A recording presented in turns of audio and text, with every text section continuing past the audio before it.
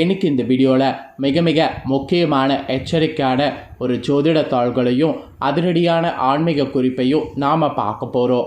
பார்க்குறதுக்கு முன்னாடி எதை பற்றிய குறிப்பு அப்படிங்கிறத இன்ட்ரோவில் ஷேர் பண்ணுறேன். முதல்ல என்னத்தை பார்க்க போகிறோம் அப்படிங்கிறத தெரிஞ்சுக்குங்க.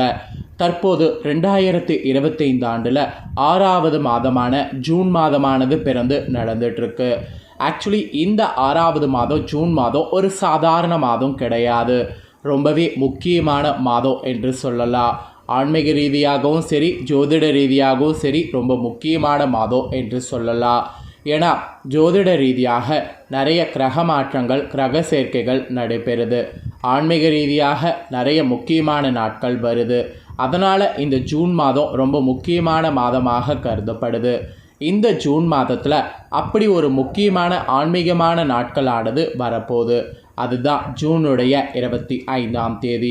அன்னைக்கு தமிழ் மாதம் பார்த்திங்கன்னு வச்சுக்கோங்களேன், 3வது மாதமான ஆணி மாதத்துடைய 11ஆம் நாள் கிழமை அன்னைக்கு புதன்கிழமை.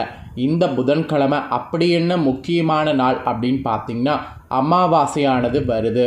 வரக்கூடிய அமாவாசையினால தான் இந்த நாள் ஆன்மீக ரீதியாக முக்கியமான நாளாக கருதப்படுது.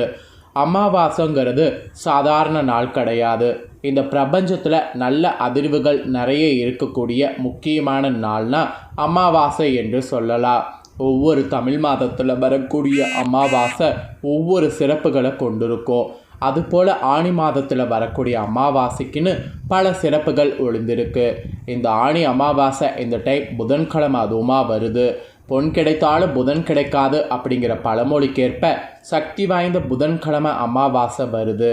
ஸோ இந்த அமாவாசை அன்னைக்கு கிரகங்களிடையே ஏற்படக்கூடிய அந்த மாற்றங்களால் ஒவ்வொரு ராசிக்காரங்களுக்கும் தலையெழுத்து மாறும். அப்படி மாறக்கூடிய தலையெழுத்தை அந்தந்த ராசிக்காரங்க தெரிஞ்சு பயனடையணுங்கிறதுனால ஒவ்வொரு ராசிக்காரங்களுக்கும் என்ன நடக்குங்கிறத ஷேர் பண்ணிகிட்ருக்கேன்.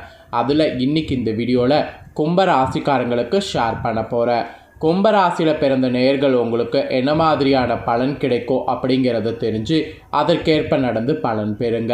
ஸோ கும்பராசிக்காரங்க உங்களுக்கான பலனை நீங்கள் தெரிஞ்சு பலனடைகிறதுக்கு முன்னாடி ஆணி அமாவாசை சக்தி வாய்ந்த அமாவாசைன்னு சொன்னல, அதனால் அன்று எதை மட்டும் மறக்காமல் செய்தால் நல்லதுங்கிறத தெரிஞ்சு அதை மறக்காமல் செய்து விடுங்க.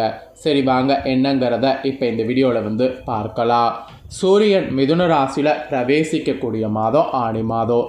அந்த வகையில் இந்த ஆணி மாதம் புதன்கிழமை அமாவாசை பிறக்குது. இந்த தினத்தில் நாம் தானம் செய்தால் நம்ம குடும்பம் 7 தலைமுறைக்கும் செல்வ செழிப்போடு வாழும். இது ஒரு நம்பிக்கையாக சொல்லப்படுது.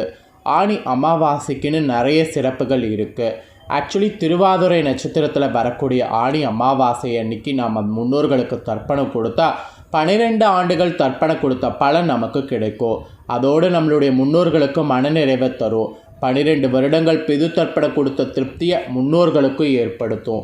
இதனால் நமக்கு பித்ரு சாபோ, பித்ரு தோஷம் உள்ளிட்ட அனைத்து விதமான தோஷங்கள் நீங்கும். இது ஐதீகமாக சொல்லப்படுது.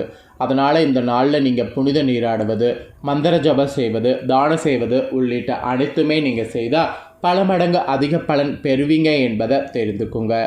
ஆணி மாத அமாவாசை இந்த டைம் ஜூன் 25ஆம் தேதி புதன்கிழமை காலையில் 4:56 மணிக்கு துவங்கி மறுநாள் ஜூன் 26ஆம் தேதி காலை 5 மணி வரை அமாவாசை திதி இருக்குது. நாள் முழுவதும் அமாவாசை திதி இருக்கக்கூடியதாக சர்வ அமாவாசையாக எடுத்துக்கணும். அதன்படி ஜூன் 25 நாள் முழுக்க அமாவாசை இருக்குது. அதுவே சர்வ அமாவாசையாக எடுத்துக்கொள்ளலாம்.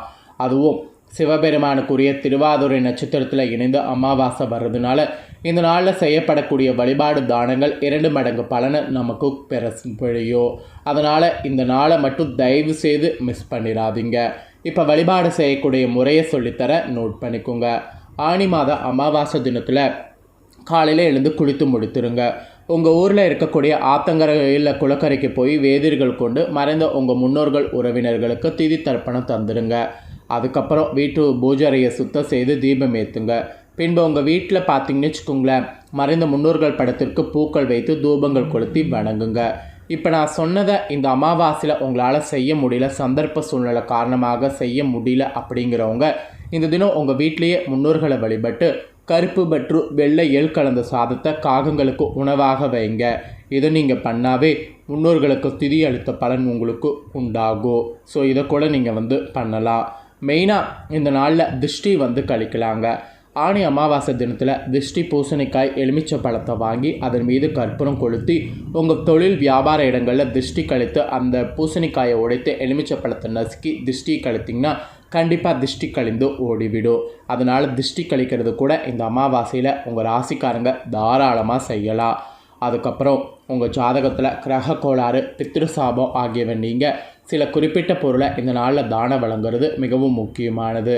ஆக்சுவலி அசட அமாவாசை என்கின்ற இந்த ஆணி மாத அமாவாசையில் ஏழைகளுக்கு உணவு மற்றும் பணத்தை தானமாக வழங்குறது ரொம்ப சிறப்பான ஒரு விஷயம். மெயினாக கோதுமை மற்றும் அரிசியை தானமாக வழங்கணும். ஏன்னா சூரியன் மற்றும் சந்திரனுடைய ஆசிகளை பெறுவது இந்த தானத்தால் நடக்கும். ஜாதகத்தில் இந்த 2 கிரகங்கள் பலம் அதிகரிக்கிறதுக்கு இந்த தானம் செய்யணும். ஆயுள், ஆரோக்கியம், அழகு, உயர் பதவி, உடல் வலிமை, தலைமை பதவி, அதிகாரம், செல்வம், மனநிறைவு ஆகியவற்றை தருவது இந்த 2 கிரகங்கள் தான். அதனால தான் இந்த தானம் வந்து மெயினாக இந்த நாளில் செய்யணும் என்பதை உங்களுக்கு சொல்கிறேன். பேசிக்காகவே ஆணி மாதம் இறை வழிபாடு மேற்கொள்ள ஒரு சிறப்பான மாதமாக இருக்குது. ஸோ இந்த ஆணி மாதம் வரக்கூடிய அமாவாசை தினத்தில் தர்ப்பணம் தந்து உங்கள் முன்னோர்களை வழிபாடு செய்திங்கன்னா குடும்பத்தில் சுபிட்சம் பெருகும். திருமண காலதாமதம் ஆகக்கூடிய நபர்களுக்கு விரைவில் திருமணம் நடக்கும். வீண் பணவிரையை ஏற்படுவது நீங்கும். வெளிநாடு செல்லக்கூடிய முயற்சி வெற்றி பெறும். காரிய தடைகள் கூட நீங்கும். இதெல்லாம் நம்பிக்கையோட அடிப்படையில் உங்களுக்கு சொல்லப்படுது. ஸோ நம்பிக்கையோடு இதை செய்து பலன் பெறுங்க. ஸோ இவ்வளோ நேரம் ஆன்மீக ரீதியாக இந்த நாளில் என்ன செய்யணுங்கிறத சொன்னேன். இப்போ உங்களுக்கு ஜோதிட ரீதியாக ராசி பலனை சொல்ல போகிறேன். ஸோ ஆணி மாத அமாவாசையுடைய ராசி பலனை கும்பராசிக்காரங்க தெரிஞ்சுக்குங்க. நம்பிக்கைக்கு பாத்திரமாக விளங்கக்கூடிய கும்பராசினியர்களுக்கு ஆணி மாத அமாவாசையில் கிரகநிலைகளை ஆராய்ந்து பார்க்கும் பொழுது தொடக்கத்தில் உங்கள் ராசிநாதன் சனி உங்கள் ராசியிலே சஞ்சரிக்கிறார். அவருடைய வகர காலத்தில் மிகுந்த விழிப்புணர்ச்சியோடு செயல்பட வேண்டும். உற்சாகம் உங்களுக்கு குறையும். உடல் தொல்லைகள்லாம் அதிகரிக்கும். அர்த்தாஷ்டம குருவின் ஆதிக்கம் இருக்கிறதுனால அதிக செலவு செய்யக்கூடிய சூழல் உருவாகும். அதனால் கொஞ்சம் ஜாக்கிரதையாக இருக்கணும் என்பது உங்களுக்கு குறிப்பிடப்பட்டிருக்கு. அப்புறம் ஆணி அமாவாசையில் கும்ப ராசியில் சனி வகரம் பெறுறாரு. உங்கள் ராசிநாதனாகவும் விரையாதிபதியாகவும் விளங்கக்கூடியவர் சனி பகவான். அவர் வகரம் பெறக்கூடிய இந்த நேரத்தில் மனக்குழப்பங்கள்லாம் அதிகரிக்கும். எதையும் துணிந்து செய்ய இயலாது. எந்த ஒரு காரியத்தையும் ஒரு முறைக்கு இருமுறை செய்ய வேண்டிய சூழ்நிலை உருவாகும்.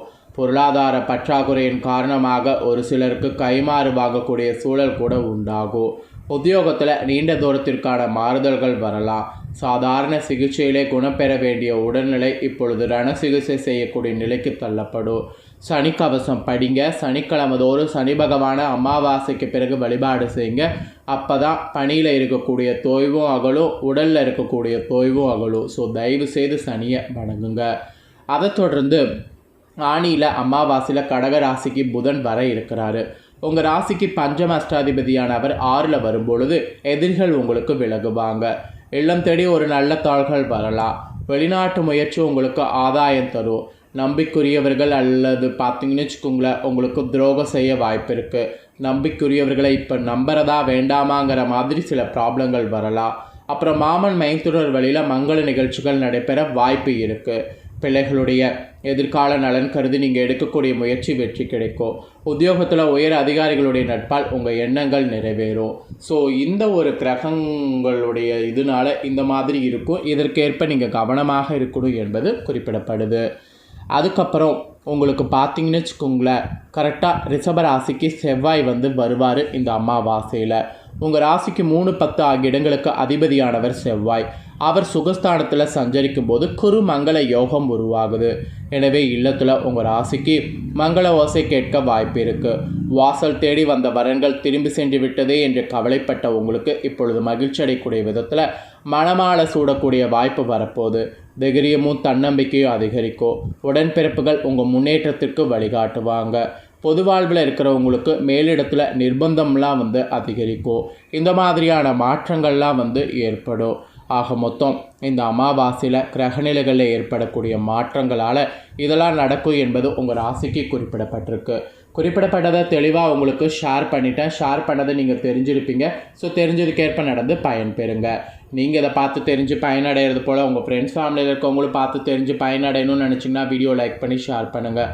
ஏன்னா உங்கள் ஃப்ரெண்ட்ஸ் ஃபேமிலியில் இருக்கிறவங்களும் உங்களை போல் கும்பராசிக்காரங்களாக இருந்தாங்கன்னா இந்த தாள்களை தெரிஞ்சு இதற்கேற்ப நடந்து பலனடையட்டும். நெக்ஸ்ட்டு நம்ம சேனலில் நிறைய புதிய வீடியோ போடப்படும். அதை எல்லாமே உடனுக்குடனே தெரிந்து கொள்ள மறக்காமல் நம்ம சேனலை சப்ஸ்கிரைப் பண்ணுங்கள், கூட பெல் பண்ண ப்ரெஸ் பண்ணுங்கள். ஃபஸ்ட் டைம் பார்க்குறவங்க அதை நீங்கள் பண்ணிட்டீங்கன்னா இனி நான் போகிற மற்ற அப்டேட்டான எல்லா வீடியோஸும் உடனுக்குடனே தெரிந்து கொண்டு பயனடையலாம். ஸோ மறக்காமல் பண்ணுங்கள். சுவாரஸ்யமாக வேறு ஒரு வீடியோவில் உங்களை சந்திக்கிறேன். தேங்க்யூ.